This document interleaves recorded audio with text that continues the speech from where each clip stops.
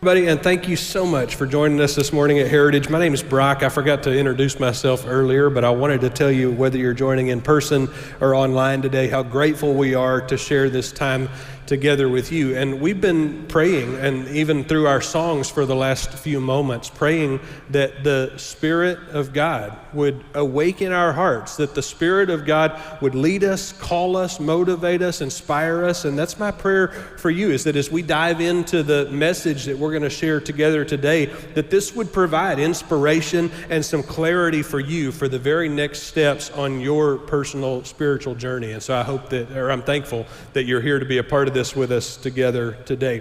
It has been incredibly hot here in North Texas for the last couple of weeks, and you have probably started to notice that our meteorologists locally are starting to make those predictions that this could be one of those summers that, is like in the record books as being one of the really severe ones. They're starting to recall the severity of some of the really infamous summers around here, like 1980 and 2011, and they're comparing how everything was building up at this time of the year in those years, and saying, maybe this year's going to be equally or even worse, equally bad or even worse to those. And when you're outside, hot is hot, I can't tell the difference yesterday between what I was feeling last summer at this time of the year, but these record keepers look back and they look at that archived data and they remind us of some seasons in our past that were particularly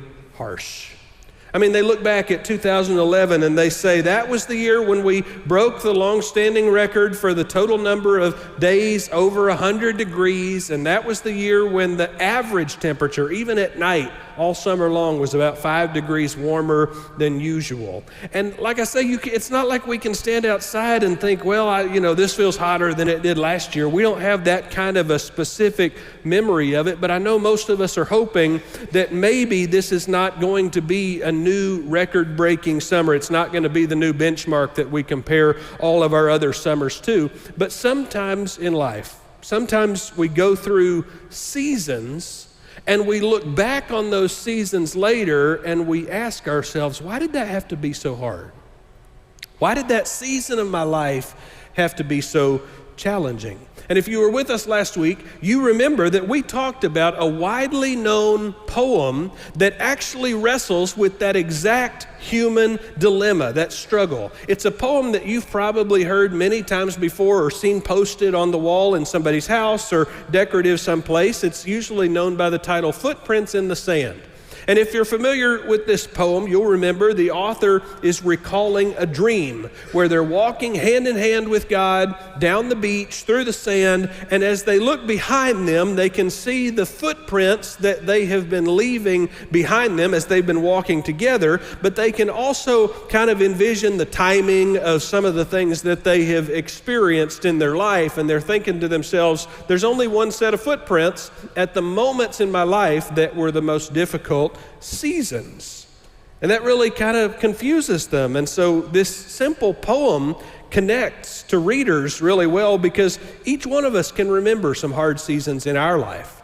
Each one of us can look back on some of the moments that we've been through, some of the loneliness that we've experienced, some of the physical challenges that we faced, or some of the heartbreak and grief that we've been through in our years. Many of us can remember some of the disappointments that happened along the way and the moments when we just weren't clear about where our story was heading or whether we were going to have what it took to take the next steps that God had in store for us. It's kind of like those of us that lived through that hot summer in 2011 here in DFW. We can remember that somewhere back there was a season that was just really harsh, really challenging. And we can remember seasons in our life that were unusually hard. And sometimes we look back and we make the same assumption that the poet that wrote this poem made, that, boy, it seems like I was kind of floundering by myself back then during that season.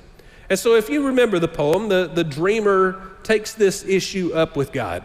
Says, God, why is it that at the moments when I was going through hardship and going through trial and going through moments that were painful, why is it that there was only one set of footprints back then? And the assumption, of course, was that those footprints belonged to the dreamer and that they were left to fend for themselves during the challenging seasons. And this is one of those poems that puts a nice tidy bow on everything. It cleans it up and just actually, closes up the problem and all of that. And it resolves the mystery and the tension, because in the poem, God's response is, I never left you alone. I never would leave you alone. During those times of your trial and suffering, there's only one set of footprints because I was carrying you.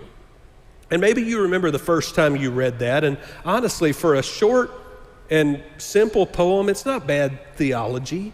I might like to poke at it a little bit and say, I think I need God to carry me 100% of the time, not just at the moments when I feel like I'm at my, wit's end or at my most extreme. But for a short, simple poem, it wraps things up pretty nicely. But this morning, I want to ask you your attention to let me just play with the metaphor in this poem for a little bit. I want to stretch the footprints metaphor a little, because it occurs to me that for most of us, if our life's journey was captured in the footprints that we're leaving behind us in the sand, if we could look behind us and see all of the steps, all of the years, all of the days of our lives represented in those footprints, for most of us, it probably wouldn't look like a very straight line, would it? For most of us, life has been much more complicated than that. For most of us, maybe there have been some prolonged moments when we were walking side by side, hand in hand with God, and there were two sets of footprints that were moving in parallel, and we might be able to point out some seasons where we can say, boy, God was carrying me through something that was really hard, and I'm so thankful for the way that God provided. But for most of us, there were also some seasons of struggle. There were also some seasons when there's one set of footprints because we struck out on our own someplace, and God was the one still walking there by God's self. There were some seasons in our life when we were out exploring the sand dunes, or we had gone out into the deep water, and there's only one set of footprints there because we and God were not connected at that time. We got out of step.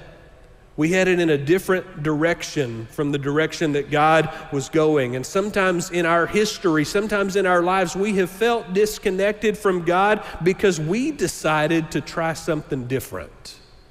We decided to go our own way. And it becomes increasingly difficult to see the action of God in our lives. It becomes increasingly difficult to notice the presence of God in our lives when the two of us are traveling in separate directions. And every person who's ever encountered the Jesus story, everybody who's ever encountered the teachings of Jesus has had to make a decision. Is that a direction that I want to go? And this morning I want us to take a look together. There's a single chapter in the Bible that in its entirety, it kind of captures or encapsulates the gravity of that single decision that every person has to make when they're confronted with the reality and the identity of Jesus. So if you've got a Bible with you this morning, you could turn it on and join me in the book of John, which is in the New Testament portion of your Bible. And John is a person who was an eyewitness to the life of Jesus. An eyewitness account of the life of Jesus is what we're holding when we look at this book. And in John chapter 6, what we find is that Jesus, early in his ministry, is revealing clues about his identity in a very powerful and public way. In the beginning of this chapter, Jesus performs this awe-inspiring miracle by multiplying 5 small loaves of bread and 2 fish to be enough food to feed over 5,000 people with food to spare. And the people who were watching this, the people who were there that day, the people who had experienced being at the very end of the line and being able to eat their fill with that little sack lunch, these people were amazed. In fact, John chapter 6 verse 14 says that after the people saw the sign Jesus performed, after they witnessed what Jesus had done and what he was capable of, they began to say to each other, surely this is the prophet who is coming to come into the world. In fact, the very next verse goes on to say that they were so impressed They were so amazed that this entire crowd of people was starting to talk about what it would take to make him their king. I mean, this is a significant political moment. There's a mass of people, a crowd of people who are on the verge of saying, we are willing to turn our backs on the political leaders down in Jerusalem and pledge our allegiance to this teacher. Jesus is at the height of his popularity in this moment. He's at this moment of extreme influence. But John says that in that moment of popularity and influence, Jesus did something that might have been unexpected. He withdrew from the crowds. He put some distance between himself and the crowds. He went off to be by himself. In fact, it says that he and his disciples got into a boat and escaped under cover of darkness in the hopes that maybe the crowds wouldn't be able to keep up with them, wouldn't be able to track them down, but they failed at that. The crowds did follow. The crowds did show back up, chased them to the other side of the lake. And so the very next day, all of these people, and probably more that they had gathered, had shown up, and they were wanting to hear more from Jesus, and in particular, they were wanting to see more miracles from Jesus. In fact, almost immediately, they started asking, what are you going to do today? What cool, incredible thing to blow our minds are you going to do today? But Jesus wasn't there to impress people. Jesus wasn't there just to fill their bellies, and he wanted to call them to something different. And so Jesus took that opportunity to start teaching people. He was telling them about how the bread he had fed them the day before was not intended to just satiate their physical appetites, but how that bread was meant to be an introduction to Jesus' ability to satisfy their actual, real, most significant hunger. That bread was meant to be the shadow of the kind of sustenance that Jesus could offer to them. Jesus was offering, metaphorically, the bread of life that would satisfy their hungry souls. And so he started to say things like that to them. In his teaching, he said, I am the bread of life. He said, the hunger that you actually have, your most significant hunger, can be filled, can be met in me. He says, I came down from heaven to do God's will. And at this point, some of the people in the crowd who were so excited yesterday about the bread and the fish are suddenly starting to ask themselves, what did he just say? And they're looking at their neighbors and they're saying, are you hearing the same thing I'm hearing? And they're, kind of trying to clean their ear out a little bit and saying, hold on, did he just say he came down from heaven? And they're getting a little bit uncomfortable. Some of these people had known Jesus or Jesus' family in Nazareth for a long time, and so when he starts to say things like, I came down from heaven, it doesn't gel with what they feel like they've seen, and it bothers them a little to hear Jesus say that, but Jesus doesn't give up. In fact, he doubles down. He keeps up with the message about being the bread of life, and then it starts to get even more extreme and more metaphorical, and he says, whoever eats my flesh and drinks my blood has eternal life, and I will raise them up at the last day. And you got to know that really started to not set right with some of the people in the crowd. They had shown up to see something incredible. They had shown up to witness something that they had never seen before, and instead, this guy seems to be kind of talking nonsense to them. John says that on hearing this teaching, many of the people who had already decided to follow Jesus started saying, this is really hard teaching. How can anybody accept this? Who can accept this?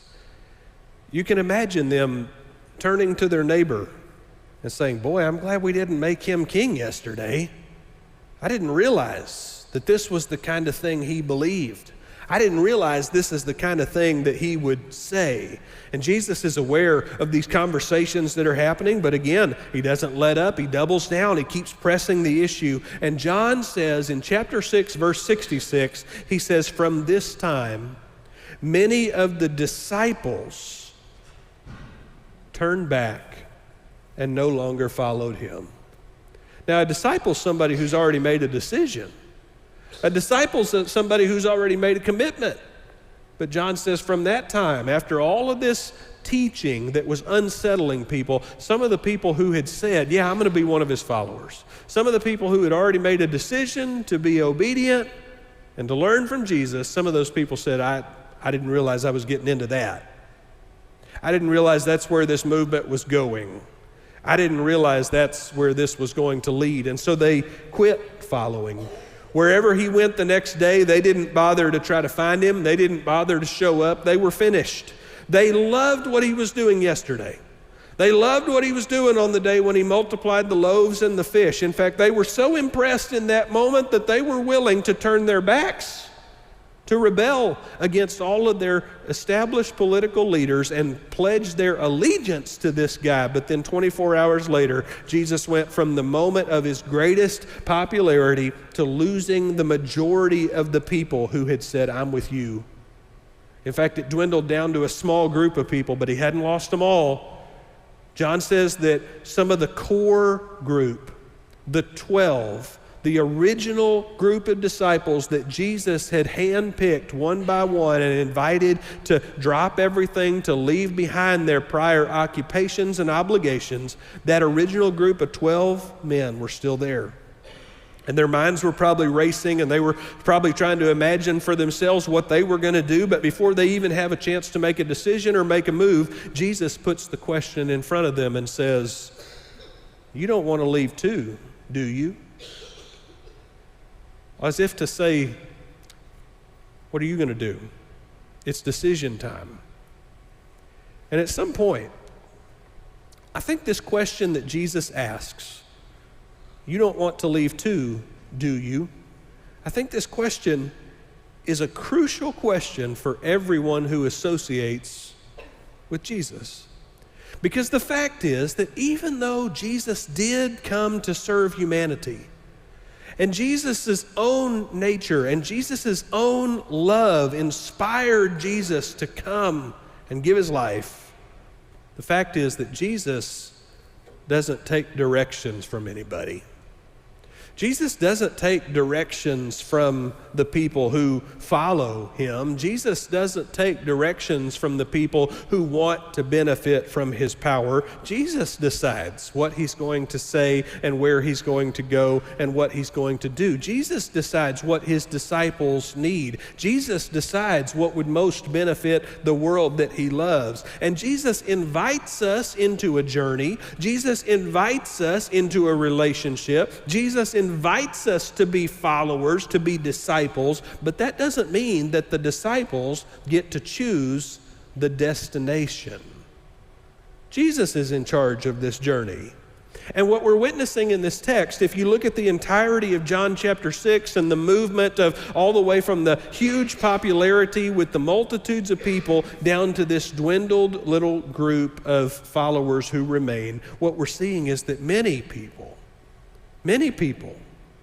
walked away from Jesus, even though they had thought they wanted to follow him, even though they had made a decision about him, even though they had made a commitment to him, even though they had walked away from some other things. Many people walked away from Jesus because in the end, he wasn't going where they wanted to go. The crowds yesterday saw an amazing opportunity.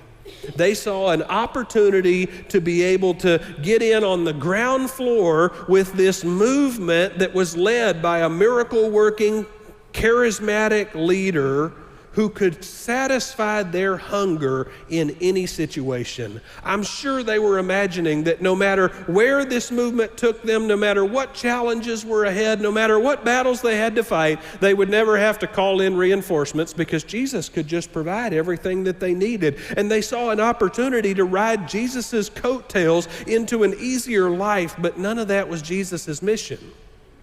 And Jesus would not be deterred from his mission, which is why so many people parted ways with Jesus in John chapter 6. So many people said, I'm not going to hand over the reins of my life to somebody that requires me to think that. somebody who expects me to go to that destination. I'm not going to let Jesus decide the destiny and the direction of my life. And the predicament that those people were feeling, the tight spot, the decision point that those people found themselves in, that is timeless. It's the same predicament that faces you and me. In fact, I'm convinced that the single most critical decision you have to make in your spiritual life is this. Are you only interested in God's help to get where you are already going, or do you have the faith to go where God is taking you? I think this is one of those questions that everything else boils down to. This really gets to the brass tacks of what it is that you're trying to accomplish by being connected to Jesus. This is the issue that was at the heart of these people's struggle in John chapter 6, because in the first half of the chapter, when Jesus was doing the big miracle stuff, they were like all in, all on board. This seemed like the kind of power and the kind of inspiration that they wanted to be connected to. But then when it started to make them uncomfortable, when it started to seem like it was going to go in a direction and towards a destination that they didn't choose, then they weren't so sure. And so there's this decision that everybody has to make about their own spiritual life. And the decision is, who gets to decide the destination of where this journey's going? Am I only interested in God's help to help me get where I was already planning to go? Or am I interested in what God is doing and joining God in God's plan? Are you using God as a means to your own ends, or are you signing up to be useful for God's purposes? This summer, we're working our way through a series of messages here at Heritage we've called Vivid, and we're talking about the decisions and the strategies and the opportunities that will allow us or help us to see what God is up to in the world. We've been talking about how to recognize God's activity in our lives and in our community, and becoming familiar with God and how God interacts with creation.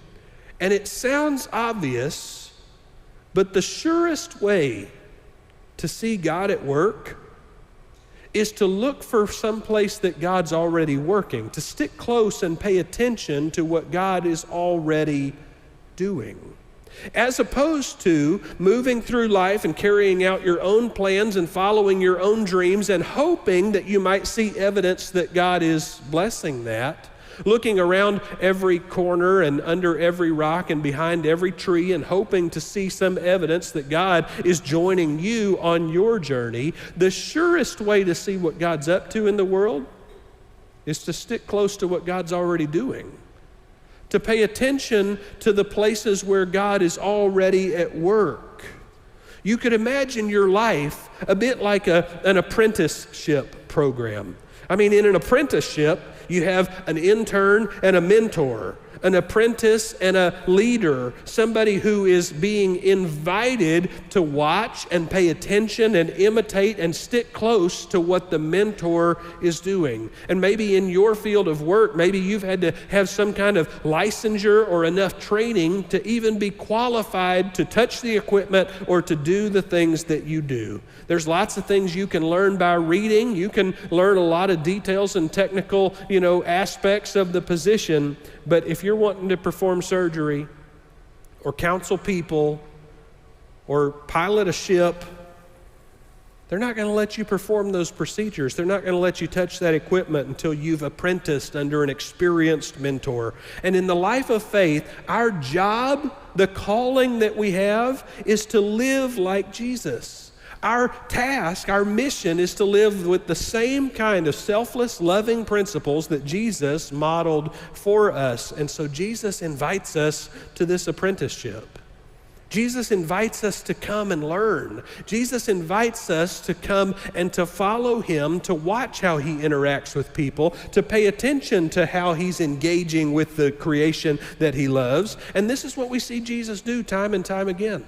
Over and over throughout his ministry, Jesus keeps looking for people who might have enough spiritual hunger to come and join his ministry. He keeps looking for people who might have enough spiritual curiosity to walk away from what they were presently engaged with and come and be a follower of His. Jesus keeps extending this invitation, saying, come and follow me. Take my yoke upon you. My yoke is easy and my burden is light. Jesus keeps coming to people and saying, be part of this movement. And a lot of people who heard the invitation, a lot of people who were inspired by the miracles, but then heard what following would require, a lot of them decided to walk away.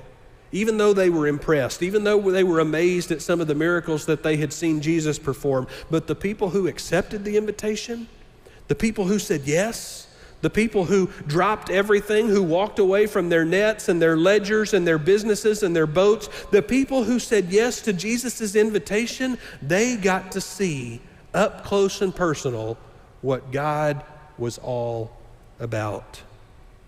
These were the people who were there on the boat when Jesus came walking across the water. The people who said yes to these invitations, they were the people who got to be sitting around that table and watch as the creator of all the universe, the one through whom everything has been made, stopped and washed their feet.